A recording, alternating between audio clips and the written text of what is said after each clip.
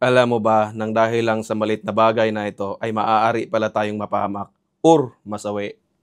Kapag rail line ang sit-up mo sa iyong pamamana, panoorin mo to at baka balang araw ay maliligtas ka nito.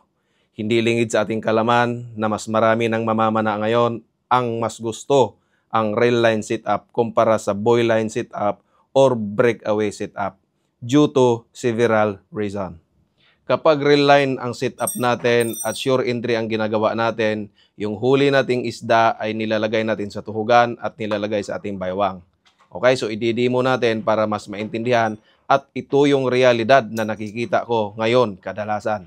Isang maliit lang na bagay na tila hindi mo lang binibigyan ng atensyon pero hindi mo alam na ito pala'y maaring magdulot sa'yo ng kapahamakan. At dahil nga nadagdagan ang iyong pabigat ng dahil sa isda at nadagdagan din ang drug resistance ng dahil sa isda, maaari kang mahirapan sa iyong pag-ahon at ang tanging paraan para mailigtas mo yung sarili mo at makakarating ka sa surface na ligtas ay ang i-release mo yung iyong weight belts. So dahil nga mali ang pag-sit up ng iyong tuhugan, ito na yung dahilan para sa iyong kapahamakan. So the moment na mangyari yan sa'yo, kwento ka na lang kinabukasan. So ngayon, ituturo ko sa inyo at ididemo ko sa inyo kung paano mag-sit up ng napakaliit lang na bagay na tuhugan para sa iyong kaligtasan.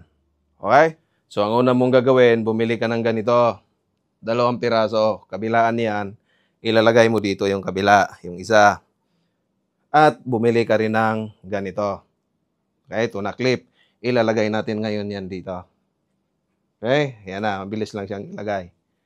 At para dito yan natin ilalagay. Tutuhog natin dito. At gumawa ka rin ng ganito. Okay, so nakafix lang yan dito para hindi siya mawawala. Okay, so iti-testing natin. So ito na naman yung ating isda. Kunwari ito yung ating isda. Okay, tutuhugin natin.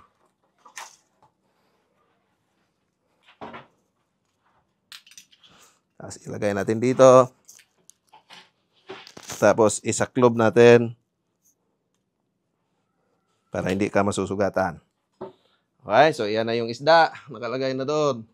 So once nag-struggle ka, huwag kang magdalawang isip na i-release mo yung iyong belt. Okay? So ganun siya. Tangay lahat yan. So dapat ganyan. Tangay lahat. Okay?